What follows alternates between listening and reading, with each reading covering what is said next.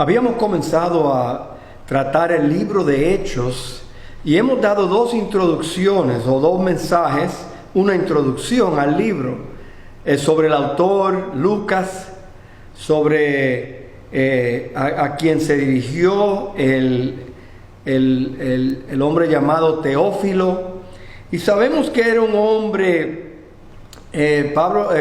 Lucas le dice excelentísimo, y lo que pensamos es que él era un hombre honorable, posiblemente un oficial romano, al cual él escribe, y basado en los escritos de Lucas, pensamos que quizás él era un hombre buscando conocer más de la persona de Cristo, un hombre, quizás un recién convertido, posiblemente un hombre con algunos medios económicos, y él pudo financiar los escritos de Lucas. Quizás él le dijo a Lucas que escribiera y él le financió o le pagó por su tiempo. No sabemos, estamos simplemente haciendo conjeturas. Sabemos que Lucas era un médico, y Lucas obviamente un hombre educado, un hombre posiblemente con algún dinero en su tiempo, pero un hombre muy humilde, Lucas.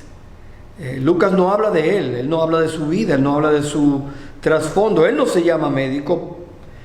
Pablo dice el médico amado, pero entendemos que en los libros de Lucas hay muchos términos médicos, y por eso también sabemos que él fue un autor del libro, pero un autor con un trasfondo de medicina.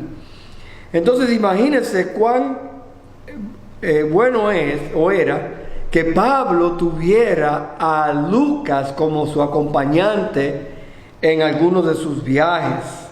Imagínense qué beneficioso era tener un médico con Pablo, con tantos azotes que él recibía y palizas que le daban en el camino. Tener un médico al lado de él, qué excelente y qué beneficioso para él. Pero encontramos en el libro de Lucas, en el libro de Hechos, que es un libro como un libro de puente que hace una transición de los evangelios a las epístolas. Pero también es un libro de transición. Un libro donde no basamos doctrina exclusivamente en el libro de Hechos, como no basamos doctrina en los evangelios, porque son libros de historia, no son libros didácticos. Ya habíamos tratado todo eso en la introducción. Al final del evangelio de Juan, el último evangelio que se escribe, Juan dice lo siguiente: y hay también otras muchas cosas que hizo Jesús, las cuales, si se escribieran una por una, pienso que ni aún en el mundo cabrían los libros que se habrían de escribir. Amén. Termina Juan. Qué interesante, ¿verdad? Porque tenemos tanto en la Biblia sobre el Señor Jesús, en los evangelios, en Hechos, y cuánto más hay, cuánto más pasó en ese tiempo del Señor Jesús, cuánta documentación faltaría, y nuestra imaginación se puede imaginar las cosas que Jesús hacía y decía y enseñaba y predicaba. Pero tenemos aquí lo que el Señor quiso que tuviéramos. Lo que falta no es inspiración divina. Lo que falta en el cielo nos enteraremos de ello. Pero noten conmigo Hechos capítulo 1, versículo 1. Dice: en el primer tratado, oh Teófilo, hablé acerca de las cosas que Jesús comenzó a hacer y a enseñar. No todas las cosas, solo algunas cosas. Hasta el día en que fue recibido arriba, después de haber dado mandamientos por el Espíritu Santo a los apóstoles que había escogido, quienes también, después de haber padecido, se presentó vivo con muchas pruebas indubitables. Esa palabra me da trabajo. Pruebas Dice, apareciéndoseles durante 40 días y hablándoles acerca del reino de Dios. Pruebas indubitables. ¿Cuáles pruebas indubitables? Bueno, sabemos que Él se les apareció a ellos. Sabemos que Él comió con ellos. Sabemos que Él les enseñó a ellos. Sabemos en la Biblia que Él habló con varios de ellos sobre el reino antes de la resurrección y después de la resurrección. Otra prueba que Él era quien decía que era. Ellos lo reconocieron.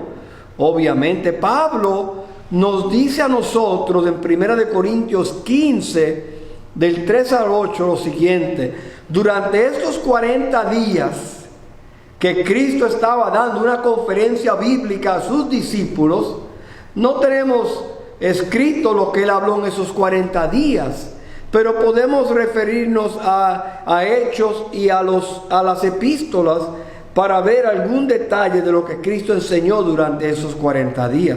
Imagínense una conferencia bíblica con Jesús por 40 días. ¿Qué privilegio sería? ¿Qué aprenderíamos?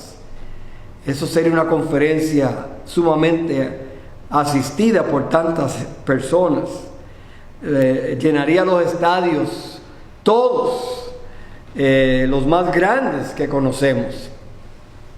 Pero noten lo que dice Pablo: porque primeramente os he enseñado lo que asimismo recibí, que Cristo murió por nuestros pecados conforme a las Escrituras, que fue sepultado y resucitó al tercer día conforme a las Escrituras, y se le apareció a Cefas o a Pedro, y después a los 12. Después se le apareció a más de 500 hermanos a la vez. 500, difícil establecer una mentira con 500 testigos.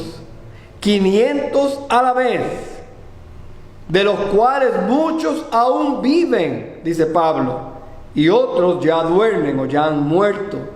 Después se le apareció a Jacobo, después a todos los apóstoles, y al último de todos, como un hijo abortivo, me apareció a mí. Pablo está diciéndonos a nosotros que Jesús en esos 40 días, imagínense 40 días, un mes, casi un mes y medio, el Señor Jesús caminando entre ellos resucitado, testigo tras testigo tras testigo, más de 500 personas lo vieron. Por lo tanto, evidencia, prueba de que Cristo resucitó, vivo entre sus discípulos. Entonces continúa la palabra: y estando juntos, les mandó a que no se fueran de Jerusalén, sino que esperasen la promesa del Padre, la cual les dijo: oíste de mí.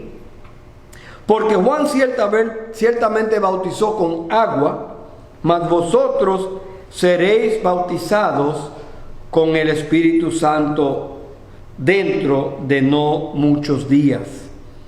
Básicamente en unos 10 días más o menos, Cristo iba a resucitar. Y Él había prometido esto en los evangelios, especialmente en Juan. Lo graba para nosotros en el aposento alto, cuando Jesús se reunió con los discípulos por última vez. Posiblemente fue en la casa de Marcos, la casa de María, su mamá, y Juan Marcos, la Biblia le llama. Y Jesús ahí le enseña a ellos, del capítulo 13 al capítulo 16 de Juan. Él les habla sobre la venida del Espíritu Santo, que Él les iba a venir a enseñar. Él iba a ser nuestro maestro espiritual. Noten cómo lo dice Juan 14, 26. Mas el Consolador, el Espíritu Santo, a quien el Padre enviará en mi nombre, Él os enseñará todas las cosas y os recordará todo lo que yo os he dicho. Juan capítulo 16, versículos 7 al 15. Pero yo os digo la verdad, os conviene que yo me vaya, porque si me fuese, el Consolador, porque si no me fuese, el Consolador no vendría a vosotros, mas si me fuere, os lo enviaré. Y cuando Él venga, Él convencerá al mundo de pecado, de justicia y de juicio. De pecado por cuanto no creen en mí, de justicia por cuanto voy al Padre y no me veréis más, y de juicio por cuanto el príncipe de este mundo ha sido ya juzgado.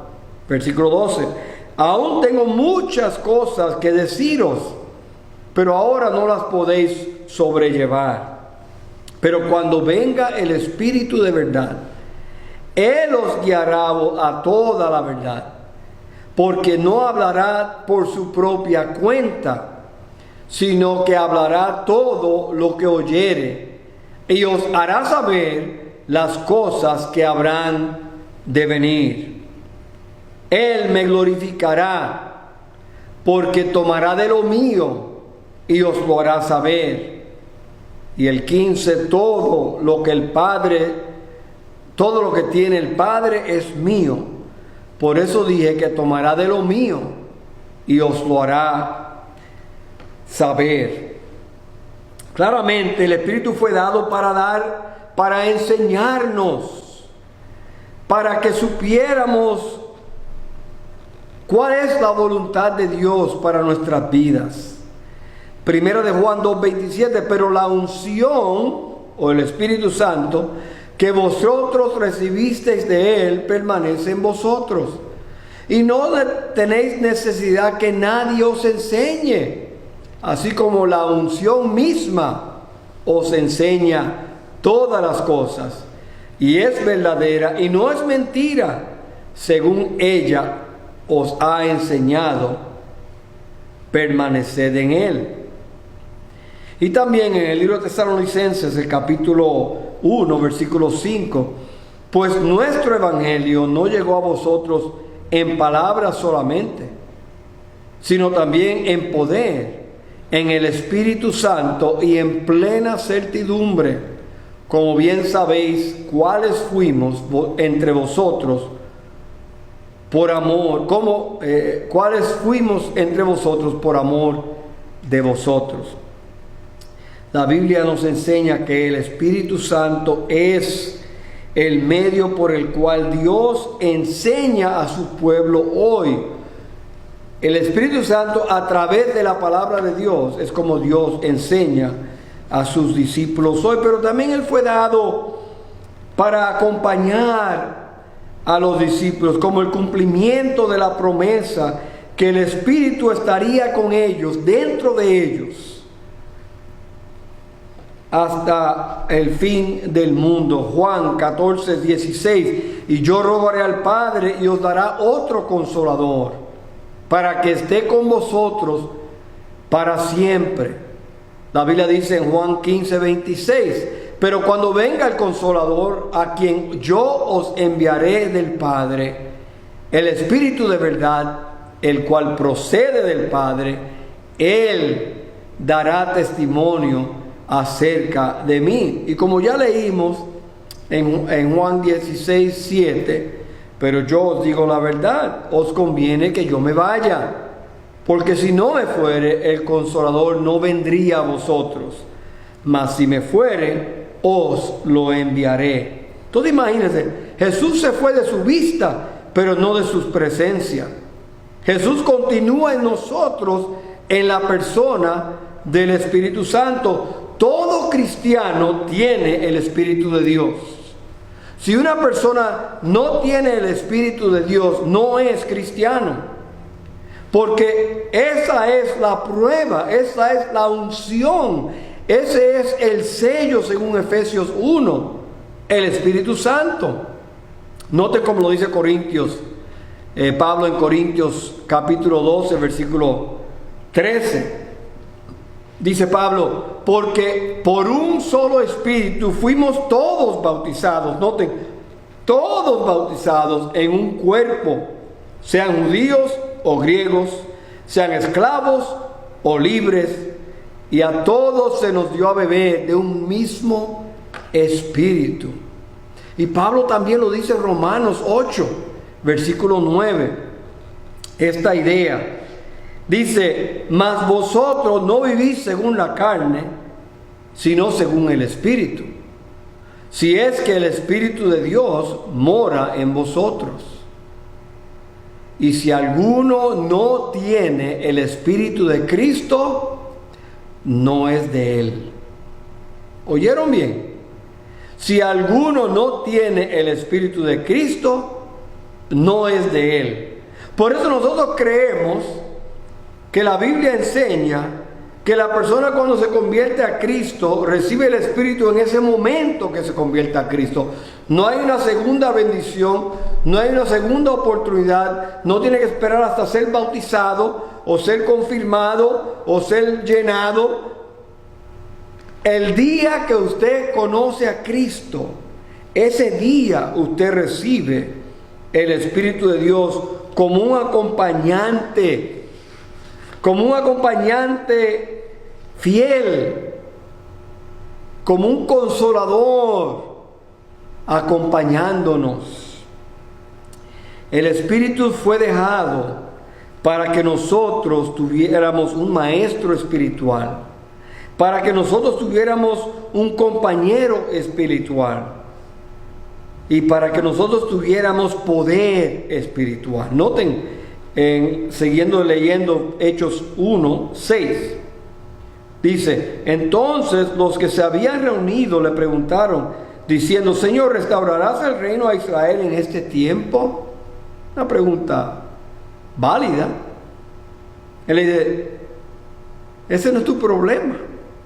Dice, no os toca a vosotros saber los tiempos o las sazones que el Padre puso en su sola potestad. Así que eso no les concierne a ustedes. Pero ¿saben lo que les concierne a ustedes?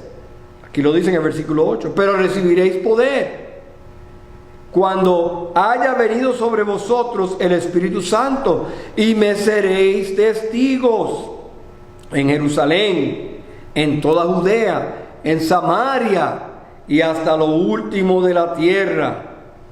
¿Qué dice el Señor? Olvídense de lo que le toca a Dios, el reino, y enfóquense en lo que le toca a ustedes. Llevar el Evangelio a toda criatura, la gran comisión. Me seréis testigos en Jerusalén, en toda Judea, en Samaria y hasta lo último de la tierra. Eso es nuestro trabajo. Llevar el Evangelio a toda la tierra. En el poder del Espíritu podemos testificar. En el poder del Espíritu podemos tener valor y poder y gracia en el poder del Espíritu. Él es el que convence al pecador y hace que nuestro testimonio sea válido delante de ellos, el Espíritu de Dios. Él es que lleva a las personas el Espíritu es el que lleva a las personas hacia Cristo. Hermanos, Él es el que nos llena, el Espíritu Santo nos llena. Dice la Biblia, y no os embriaguéis con vino en lo cual hay disolución, un mandato. No os embriaguéis, mandato. No se emborrachen, mandato. No sugerencia, mandato. Y otro mandato, ser llenos del Espíritu Santo. ¿Usted alguna vez ha visto un hombre tímido? Un hombre calladito, borracho. Ese hombre cambia. Ese hombre es controlado por el alcohol y no hay quien lo calle. Ya no es tímido. Cuando está borracho, es otra persona. Y así pasa con el hombre que conoce a Dios. Cuando usted es lleno del Espíritu Santo, cuando usted está controlado por el Espíritu Santo, usted es otra persona. Quizás usted era tímido y callado. Y ahora usted puede testificar. Y puede enseñar, y puede predicar, y puede defenderse hablando del Evangelio con otras personas, porque usted ahora está controlado por el Espíritu de Dios, que nos da poder para poder cumplir la voluntad de Dios. Usted no puede hacer la voluntad de Dios aparte del Espíritu de Dios, porque Él es el que nos da el poder para vivir esta vida cristiana, para luchar contra los deseos de nuestra carne, para luchar contra las influencias y las actitudes y los valores de este mundo en el cual vivimos. Es el Espíritu de Dios. Usted tiene que permitir que Él controle su vida. Usted tiene que permitir que Él siga llenándole, controlándole. Usted tiene que someterse a Él para que Él lo pueda controlar a usted. Y la misión del Espíritu la podemos cumplir por medio del poder que el Espíritu Santo nos da. Yo me recuerdo antes de ser salvo, ni en mi imaginación se ocurría que yo algún día iba a predicar. En la iglesia teníamos jóvenes que predicaban desde jóvenes, desde 14, 15 años. A mí nunca me interesó eso. Pero cuando yo conocí a Cristo, el Señor cambió mis deseos y me llamó al ministerio y me llamó al pastorado. Y llevo 32 años predicando y enseñando la palabra de Dios aquí en Betania, pero también en otras partes del mundo que el Señor me ha permitido ir, en otros estados, aquí en Estados Unidos también, porque es el Espíritu de Dios que cambia el corazón de una persona. Ahora, al final de esta lectura, quiero que veamos del versículo 9 al 11, donde dice: y habiendo dicho estas cosas, viéndolo ellos, fue alzado y le recibió una nube que le ocultó de sus ojos. Y estando ellos con los ojos puestos en el cielo, entre tanto que él se iba, he aquí se pusieron junto a ellos 2 varones con vestiduras blancas, los cuales también le dijeron: varones galileos, porque eran galileos. El único que no era de Galilea era Judas, que se había ya ahorcado. Dice: varones galileos, ¿por qué estáis mirando al cielo? Este mismo Jesús que ha sido tomado de vosotros al cielo, así vendrá como le habéis visto ir. ¿Quiénes eran estos 2 testigos? Bueno, hay diferentes opiniones. Algunos piensan que fue Enoc y Elías, que fueron las 2 personas que no murieron que en la Biblia. Posiblemente fueron Moisés y Elías, porque ellos eran los 2 que estaban presentes en la transfiguración.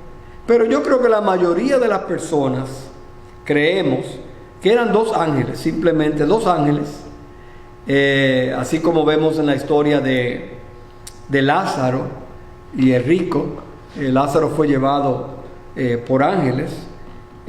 Así que lo que vemos también aquí es que la nube que se le presenta a ellos, que él subió en una nube, es la nube, lo que le llaman la Shekinah en la Biblia, un concepto una palabra que no vemos en la Biblia, pero claramente es una idea que los rabinos judíos se inventaron, esta expresión que significa él hizo habitar, en la palabra Shekinah, dando a entender que fue una visitación divina de la presencia o morada del Señor Dios en esta tierra. Esa nube representaba la presencia de Dios, llevándose al Hijo de Dios a la gloria. Y hermanos, eso lo vemos desde el Antiguo Testamento, en el libro de Éxodo, cuando el pueblo de Israel se fue de la tierra de Egipto, lo acompañó, dice la Biblia, una nube cubrió el tabernáculo de reunión, y la gloria de Jehová llenó el tabernáculo. Pero antes de eso vemos que esa nube los acompañaba de día, y luego pilares de fuego de noche. Esa era la misma presencia de Dios, la gloria Shekinah que le llaman aquí. Y sabemos que al final de la tribulación el Señor regresará en una nube también, otra vez la presencia divina. Y por 40 días el Señor está con ellos y se va. Y ya no lo ven. Pero Él sigue aquí porque Él es un Salvador vivo. Él es un Salvador que ha resucitado. Entonces, para terminar, el Espíritu Santo es la respuesta de Dios a la ignorancia. ¿Por qué? Porque Él vino a enseñar. Él es la respuesta de Dios a nuestra soledad. Porque Él es nuestro compañero consolador. Y el Espíritu Santo es la respuesta de Dios a nuestra debilidad. Porque Él es nuestro músculo espiritual. Él es el poder de Dios en nosotros. Así que nosotros tenemos el Espíritu de Dios que fue prometido y fue dado a los que creen por fe en Cristo. ¿Ha creído usted en Cristo para su salvación? ¿Ha confiado en Él? ¿Se ha sometido usted al Espíritu de Dios? Cumpliendo el versículo de ser llenos del Espíritu de Dios.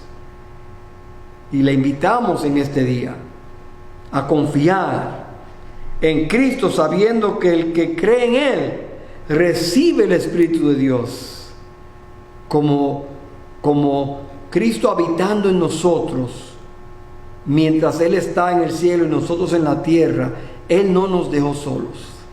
Nos dio su Espíritu, el poder de su Espíritu, para que podamos vivir esta vida cristiana. Oremos.